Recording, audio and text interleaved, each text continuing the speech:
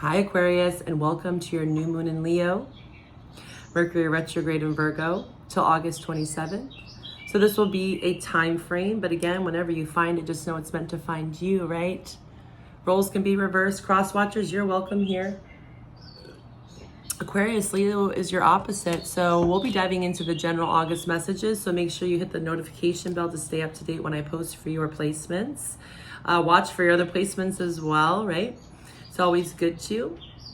And again, check out my services. I have a lot of helpful, supportive services like 6-month transit reading, where we look into the transits of now, your North and South Node readings, birth chart readings, and tarot. So my website below. And on Patreon, we do a lot of exclusive content, especially preparing for September's eclipse in Pisces. With that Saturn in Pisces, a lot of this Pisces energy is going to be coming full swing with eclipses. So if you feel like you need that extra support, just know that I'm going to be offering a lot of astro content and tarot readings for my Patreon members, okay? And also with Patreon, I want you to let me know what kind of content you're wanting, right? So you can always email me once you're a Patreon member and be like, hey, I want this style reading. It's meant for us to grow together, right? I'm here for you. And also you get 20% off my readings. So check it out. All right, Aquarius. Again, 7th house influence for you this month, and we'll look more into that in your general, but it's partnership, Aquarius. 7th house is the house of partnership. It's Libra energy, where you're meeting your opposite. There's a lot to learn from your opposite. There's a lot to learn at this time for you. August is always going to be a very powerful month for you, okay? You can even reflect back to last August. What happened last August? We had Venus retrograde, actually. Talked about the fine art of rejection. That's what Venus stands for, especially Venus retrograde. Because Venus is, our values, the way we love, our love language, aesthetics, beauty, comfort, emotional security.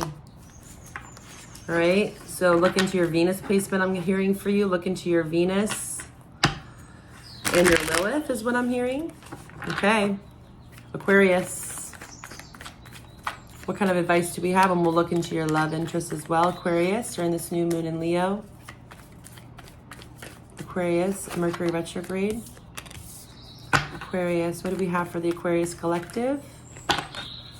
Show me what they need to know. Show me the truth, Great Spirit, angels, guides, allies, ancestors for Aquarius. New moon in Leo, Mercury retrograde. Well, there you are. The Queen of Swords, Gemini, Libra, Aquarius. Male or female. Whoa. Okay, those want to come out. Okay, we'll take them. This Five of Wands has been coming out a lot. The Temperance and the Five of Wands has been a theme here. Let's just say that. 7 of Pentacles, 8 of Pentacles, 6 of Pentacles. Okay, so you could be dealing with a Leo, a fellow air sign, a Sag, a Gemini, a Taurus, and a Virgo. Okay, so yeah, there's the Temperance, as I said that. It's been showing up literally, I would say. One reading so far, the Temperance card didn't come out. So that's the theme for Mercury retrograde, especially now, I guess. And that makes sense because Temperance is about equanimity. It's also pulling on our spiritual team, right? 1 foot on land, 1 foot in water, the head and the heart, balancing both. Something is unbalanced here. This could also talk about Temperance in reverse is like arguing, anger, lashing out, competition, not being balanced. Temperance in reverse can also talk about substance abuse, numbing out. So the Magician here, a lack of confidence here in some sort of conflict, disagreement. There's a burden that needs to be dropped here. Something needs to be let go of, so that you can reach for this Ace of Wands, right? Because you're at the 10 of Wands.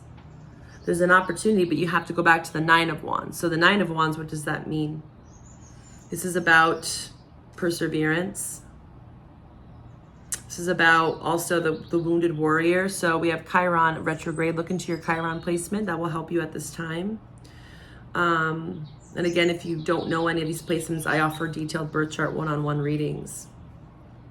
There is going to be a return on your investments if you were curious with money. 7 of Pentacles, 8 of Pentacles, but again, dedication, Knight of Wands, putting in the good fight. You could be dealing with a Sag where you're maybe telling them that, like, hey, put in the work, okay, buddy? Because I want to invest and I have a mission and a goal here, and I want to continue to be dedicated to this because there could be a lack of reciprocity. You know, you could feel like it's one-sided, especially with finances. Maybe someone is going through some sort of mental health, self-esteem, right? With the Magician and the Temperance, Gemini, Sag. There's a burden. There is a burden here that needs to be addressed, and I'm going to address it for you. What is this 10 of Wands? What is this burden here for Aquarius? What is this burden? What needs to be released in this 10 of Wands for Aquarius? Oh, wow. A 10 of Wands in reverse again. This is envy, carelessness. What needs to be dropped in this 10 of Wands, Spirit? Yeah, in and out, flighty, Sag. You could very well be dealing with a Sagittarius who's just about play and not investing. They could be very like they could lash out. They could have impulsive energy. And I feel like that's what the struggle is like, you're like, dude, calm the F down. Yeah, defensive, guarded. Now is a good time to do what you want to do. That's what this person is saying. Like, they could be like, I want to do it this way. And you're saying, well, that's not going to be how we're going to invest. I don't feel like I have equal playing field here with you. They're doing this out of a place of lack. There's the Ace of Wands, though. So after some rest, meditation, maybe even couples counseling, or any sort of counsel, outside mentorship, tarot, you know, all that good stuff, you can get to this Ace of Wands, like I was saying, but it takes mutual effort. You could be dealing with a Capricorn, another Earth sign, not another. You could have Earth in your chart. Things can be reconciled, but it looks like judgment is being blown here. So during this time period, it looks like there is going to be some judgment placed upon this, like make it or break it kind of thing here. Let's see how your person is feeling. Yeah, that 10 of Wands is very strong for you. Don't make any sort of impulsive decisions either. Or this person, patience, 7 of Pentacles. Again, the 7 of Pentacles will grow to the 8, but it will take patience, time. And maybe one or the other, maybe you, is very impatient, burned out, exhausted. Yeah, make a change. This person needs to make a change, you're saying, or they're saying. How is Aquarius's love interest feeling towards Aquarius? Reflecting. Yeah, goal. Look at that. Worthy goal.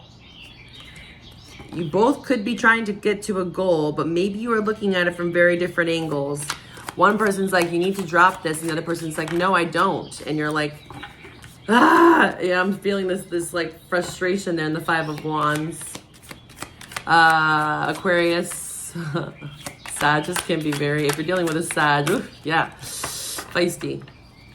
They can be very fixed. You know, I'm surprised they're not a fixed sign.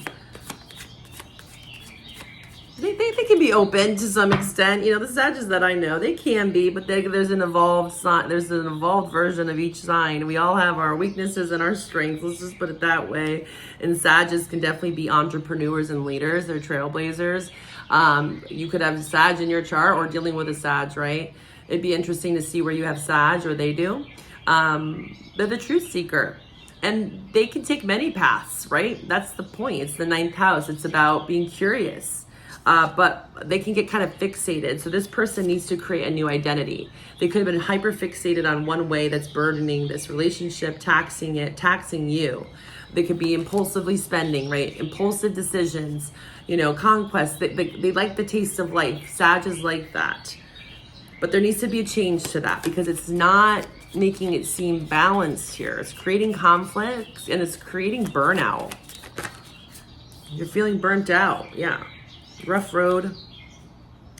Let your passions guide you. That's that Knight of Wands. Also, what I'm getting is potentially with the Magician in reverse is that you or your person could again